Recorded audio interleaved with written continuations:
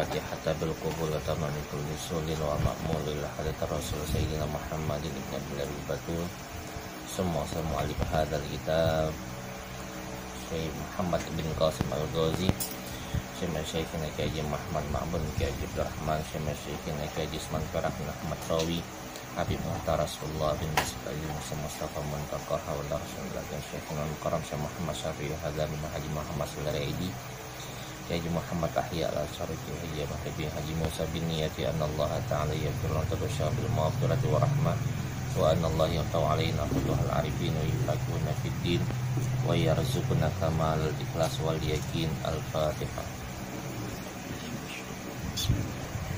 Alhamdulillahirabbil alamin arrahmanir rahim maliki yaumiddin iyyaka na'budu wa iyyaka nasta'in ihdinas siratal mustaqim shiratal ladzina an'amta 'alaihim. Bismillahirrahmanirrahim. Alhamdulillahirabbil alamin wassalatu wassalamu ala asyrafil anbiya'i wal mursalin habibina wa syafi'ina wa maulana Muhammadin wa alihi wa sahbihi ajma'ina amma ba'du. Kayaknya kedengaran. Coba dulu. Kayaknya enggak kedengaran. Bismillahirabbil alamin wassalatu wassalamu ala asyrafil anbiya wal mursalin habibina wa syafi'ina maulana Muhammadin wa alihi wa sahbihi ajma'ina amma ba'du.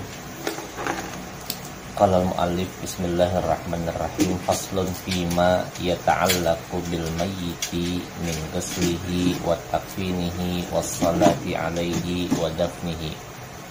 Fasal fima pada sesuatu yata'allaqu bil mayyiti yang berkaitan dengan mayit, min ghuslihi dari memandikannya, wa takfinihi dan mengkafankannya, wassalati alaihi dan mensalatkannya, wa dafnihi dan menguburkannya. Ini malam insyaallah ngebahas hal-hal yang berkaitan dengan jenazah mayit. Sedianya kita bahas di Masjid An-Nabawi karena seru dan lain hal.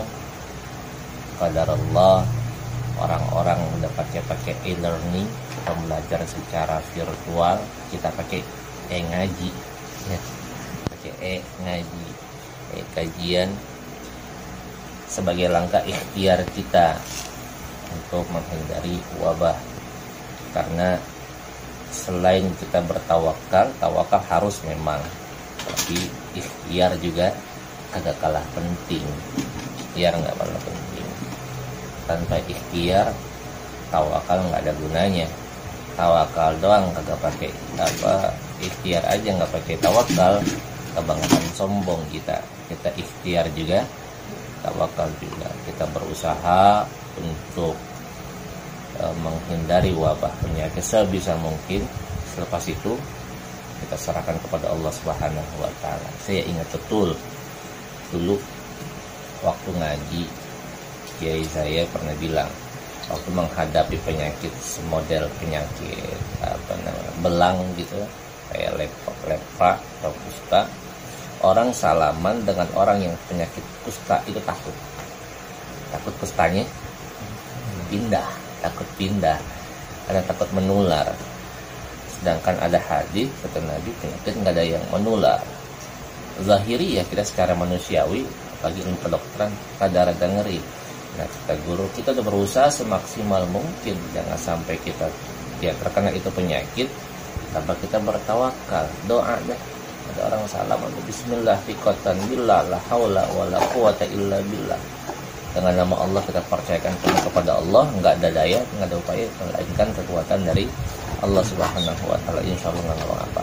Jadi kita udah usaha tangan dibersihin pakai hand sanitizer kah, kita rajin berwudu, jaga kesehatan, kebersihan pakaian dan tempat.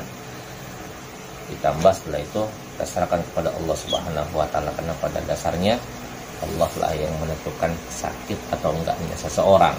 Kalau yang heboh di dunia maya kan katanya jangankan corona, karena corona aja mayanya mati juga ngaruh. Mau kena kolorna juga tetap mati sama. Yang kolornanya depan kereta mati ketabrak. Ala kulli hal, kita kembali.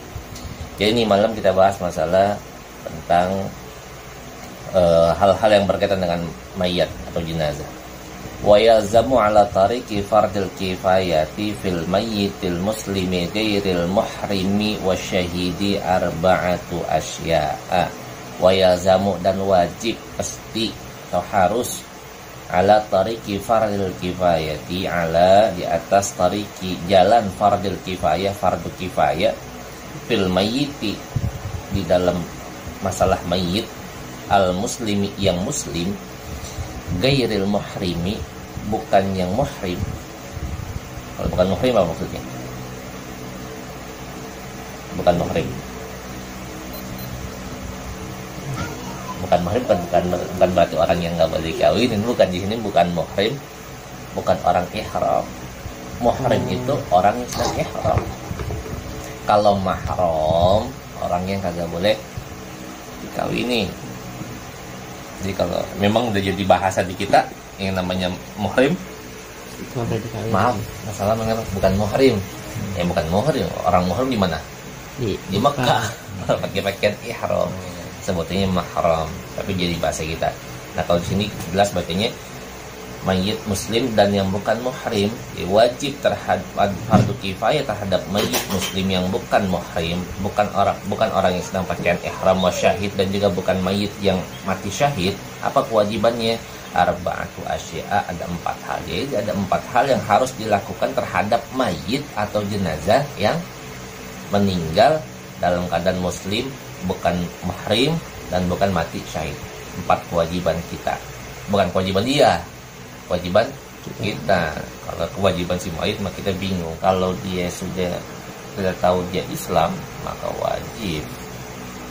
wajib disalatin, wajib dimandiin, wajib dikafanin, wajib itu.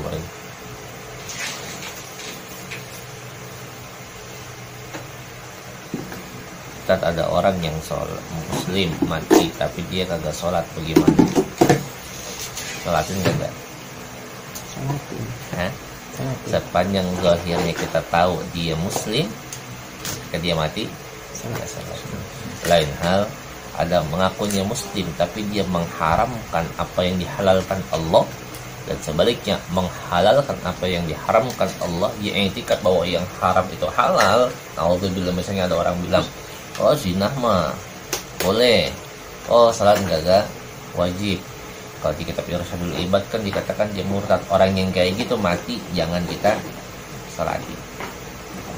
Saya dulu pernah kejadian kayak gitu, katanya Ustaz, katanya tapi dia menikah dengan orang, ibunya dia nikahin, anaknya dinikahin juga, boleh nggak? Nggak boleh.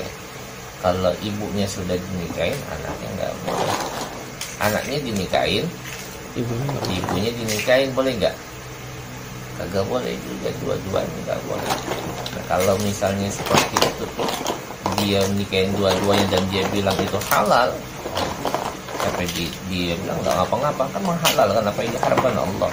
Mati, saya ditelepon, si fulan meninggal, ini biar apa meninggal, biar aja. Kalau dia meninggal kita dibilangin dia hidup lagi, kan kagak boleh. Jadi kita sholat gitu, karena anggapannya orang murtad kalau dia kagak taubat, naudzubillah. Jadi kita nggak punya kewajiban buat nyawa. Kalau kita tahu zahirnya dia Islam, tapi jarang sholat, Islam bukan Islam, kita masih sholat kita. Wa ammal mayyitul kafiru, adapun mayit orang kafir yang bukan agama Islam, fassalatu alaihi haramun, maka sholat terhadapnya haram, nggak boleh. Kebangetan rajin nanti ada orang kafir saking dekatnya, kan ada orang kafir, mohon maaf, orang kafir yang dekat banget, orang Indonesia dekat banget sama orang Islam. Acara maulid dia ngasih sumbangan, bikin masjid dia ngasih bantuan, bulan haji dia ngasih korban, bulan Ramadan ngasih buka puasa di masjid, mau lebaran ngasih THR ke pengurus masjid. Agamanya muslim, masih muslim, meninggal sholatnya kagak? Jangan. Dia orang baik, Ustaz, dia orang baik. Mau dia orang baik juga urusan dia cuma sampai dunia saja. Dan apa yang diperbuat kebaikan dia di dunia, Allah balas dia di dunia, akhirat nggak dapat. Itu yang kalau kita baca tafsir Bismillahirrahmanirrahim, Allah punya sifat Ar-Rahman, punya sifat Ar-Rahim. Allah maha penyayang. Allah punya sifat Rahman, memberikan kasih sayang terhadap semua makhluk yang ada di muka bumi, nggak pandang bulu. Tapi Allah punya sifat Rahim yang khusus buat muslim nanti di akhirat, buat mereka-mereka yang beriman kepada Allah Subhanahu wa taala. Kalau yang di dunia, mau dia mukmin kayak dia mau kafir kayak, Allah kasih kan nikmat, kasih ketika dia berbuat baik, dibalas kebaikannya langsung di dunia. Makanya nggak jarang kalau ada orang non mukmin, non muslim, mereka bahasa Batawinya bares, dermawan di dunia, usahanya lancar nggak? Lancar, langsung dibales di dunia. Orang kita banyak yang ngiri, dan ini ada keluarga saya sholatnya mau rajin, puasanya rajin, sedekah kalau kaya sedekah mau rajin. Nah, emang kan sedekah mau ngadepin kaya? Masih cakep, kenapa? Itu simpanan kita buat di akhirat. Para ulama tasawuf ketika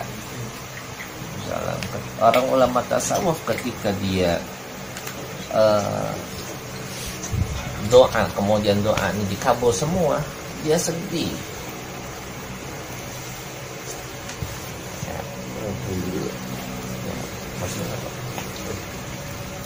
Kalau orang-orang tasawuf dia doanya dikabul semuanya, sedih dia. Kenapa sedih? Sebab dia kagak punya simpanan di akhirat.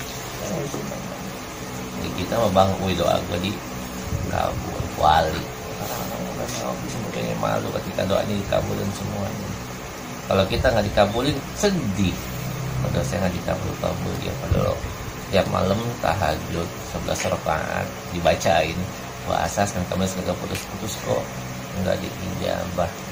Ada orang nggak sholat rezekinya lancar. Jangan berkaca ke sana, karena kebahagiaannya belum dari sana.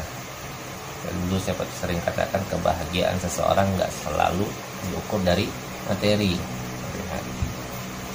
Kita kembali ke orang kafir haram kita sholatin. Harbian kan, baik itu kafir harbi atau zimmi, atau kafir zimmi. Kafir harbi orang kafir yang melawan kita. Kafir zimmi tadi kafir yang tunduk sama kita, baik sama kita. Mau dia kafirnya baik ke, orang kafirnya melawan kita atau dia mendukung kita, semasa dia bukan muslim, dia meninggal, kagak wajib kita nyolatin. Sampai Nabi Muhammad aja pengen ngedoain Abu Thalib, boleh kagak? Kagak boleh. Nabi Ibrahim doain babanya, kagak boleh. Kenapa? Beda agamanya, beda keyakinannya. Ya, ada orang takziah secara kemanusiaan datang ke orang yang non mukmin, doain nggak? Urusan doain dunia silakan aja. Yang sabar ya Bu, ditinggalin sama jenazah, mudah-mudahan Ibu sabar, diberikan ketabahan. Boleh kayak gitu? Boleh, urusan dunia. Tapi jangan, mari kawan-kawan yang kita satu profesi, kita doakan si bulan ini semoga diampuni oleh Tuhannya. Tuhannya juga enggak ada. Jadi jangan, untuk urusan akhirat jangan. Tapi untuk urusan dunia boleh. Tapi urusan akhirat kita nggak boleh mendoakan buat orang-orang non mukmin. Wa yajuzu ghusluhu fil halaini, tapi wa yajuzu dan boleh ghusluhu memandikannya fil halaini di dua keadaan. Kalau nolatin tadi haram mutlak orang kafir, tapi kalau buat urusan mandiin katanya boleh dalam dua keadaan. Masih orang kafir harbi ataupun kafir zimmi, dua-duanya kalau dia meninggal boleh nggak dimandiin? Boleh. Kalau cuma sekedar mandi, itu kan urusan duniawi kan. Kalau secara logika kenapa dimandiin? Biar bersih, karena manusia kan makhluk yang mulia. Ketika dimandiin bersih, nanti dimasukin ke kubur nggak menimbulkan bau yang menyengat kan. Ketika dimana nanti kita bahas di belakang tuh, kayaknya dibahas bagaimana mandiinnya, dipakai bidara, dipakai kapur baru supaya aroma-aromanya nggak enak hilang gitu.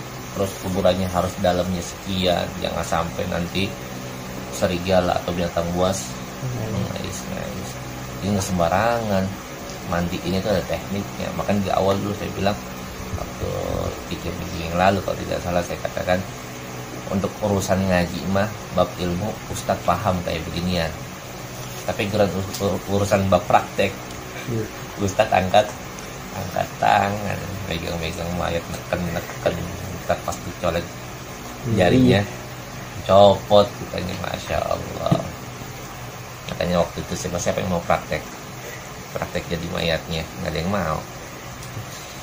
Wa yajibu takfinul dhimmi wa dafnuhu dunal harbi wal murtaddi. Wa yajibu, dan wajib, takfinul dhimmi, mengkafankan kafir dhimmi, wa dafnuhu, dan membungkusnya, menguburnya. Wajib membungkus dan mengkafankan kafir dhimmi, wa dafnuhu, dan wajib juga menguburkan kafir dhimmi. Orang kafir dhimmi tadi apa? Orang kafir yang nggak ngelawan kita, orang kafir yang hidup bersanding dengan kita, orang muslim, dan muslim yang bersanding dengan muslim, dia nggak ngelawan kita, patuh sama kita, sama orang-orang muslim, nggak memerangi, itu namanya kafir zimmi. Kalau dia mati, dia meninggal, kita nggak wajib menyolatkan dia, tapi kalau mau dimandiin boleh, bahkan wajib dikafanin dan dikuburin. Kalau mandiin tadi nggak wajib, ya jus saja, boleh saja dimandiin.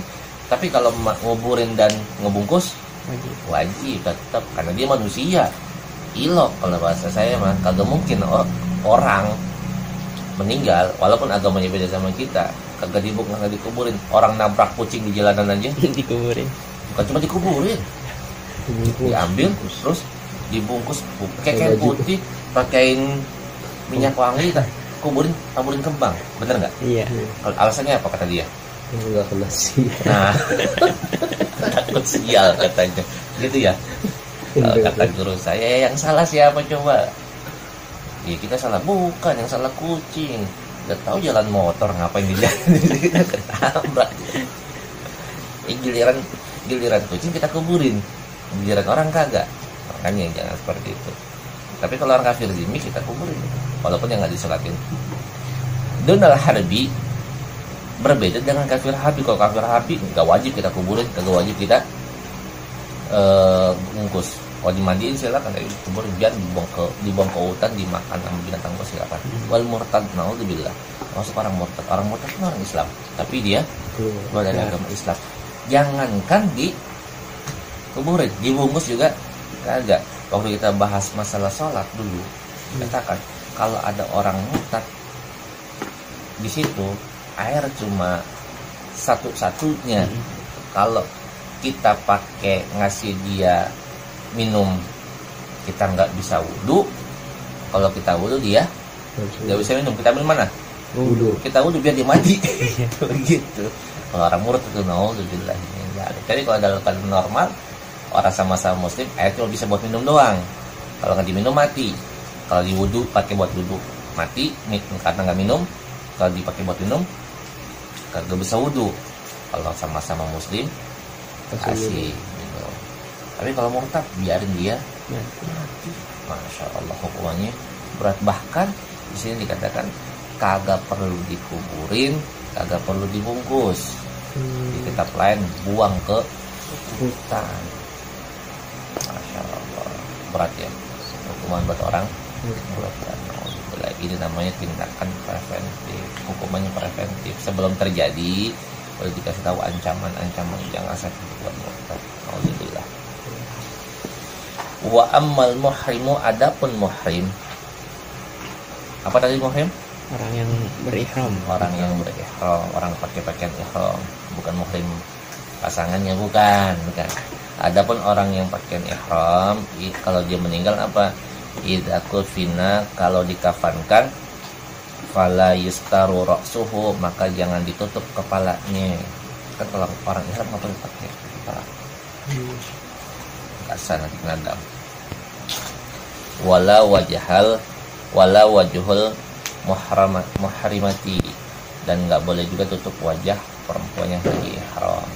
Jadi yang laki-laki palanya jangan ditutup, yang perempuan mukanya jangan ditutup, karena kondisi dia lagi ihram kalau meninggal. Wa amma syahidu, adapun orang yang mati syahid, fala yusalla alaihi, maka enggak perlu disolatkan atasnya. Kama dzakarahul musannifu, sebagaimana yang disebutkan oleh pengarang, biqaulihi, dengan perkataannya, wasnani, dan dua golongan atau dua orang, la yughsalani, yang kagak dimandiin, wala yusalla alaihima, dan enggak perlu disolatin. Ada dua mayit, dua jenazah, jangan atau enggak perlu dimandiin dan enggak perlu disolatin.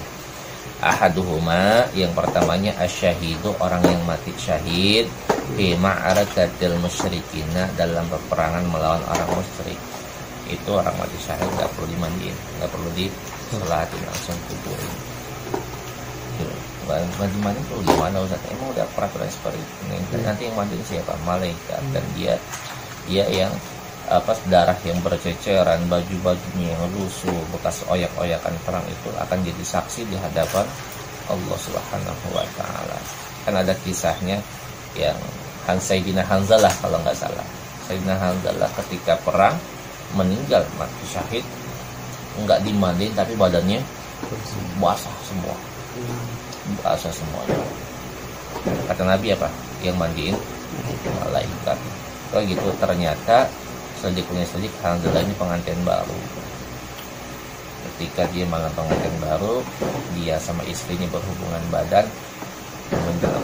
Sebelum siang gitu ada perintah untuk perang, perintah untuk jihad. Tak pikir panjang tuh kalau roda panggilan jihad berkaitan dengan iman dibakar. Ditinggalin istrinya bernikah, enggak, dibilang waduh pengantin baru ini izin izin.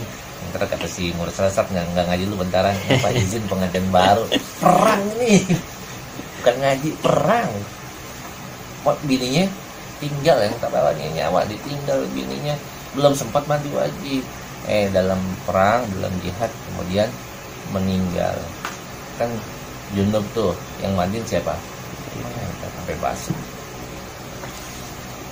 Nah, orang-orang yang mati syahid, hukum asalnya nggak perlu dimandiin. Wa huwa man mata fi qitalil kuffari bisababi. Wa huwa, dan dia itu man mata, orang yang mati, fil qitalil kuffari, di dalam peperangan terhadap orang kafir, bisababihi, dengan sebab memerangi orang kafir. Sawaun qatalahu kafirun mutlaqan aw muslimun khata'un.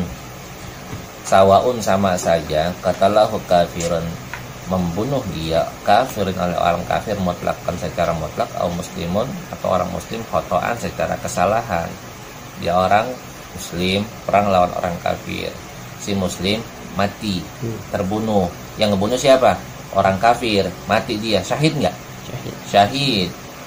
Atau dia perang, si A muslim, si C muslim, si B non muslim, perang, si A niatnya pengen mana, si B si B nya nunduk, yang karena temennya sendiri yang muslim meninggal. Yang mana siapa?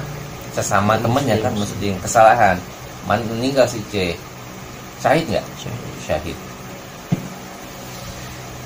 Awada silahahu ilahi, atau senjatanya balik ke dia, pakai apa namanya tuh, yang bumerang. Begitu, kan kepala orang musuhnya, balik lagi kena dia, misal karena dia lagi meninggal, dia senjata makan duluan, padahal dia muslim, meninggal dalam keadaan perang seperti itu, syahid dia. Awsaqata anda batihi aw nahwa dzalik, atau dari kendaraannya jatuh, dari kendaraan kudanya jatuh, meninggal, syahid. Kalau sekarang mungkin pesawat punya terjun payung, belum terjunnya nyangkut, nggak terbuka, jatuh mati, kan belum perang, udah keburu mati duluan, syahid nggak? Syahid.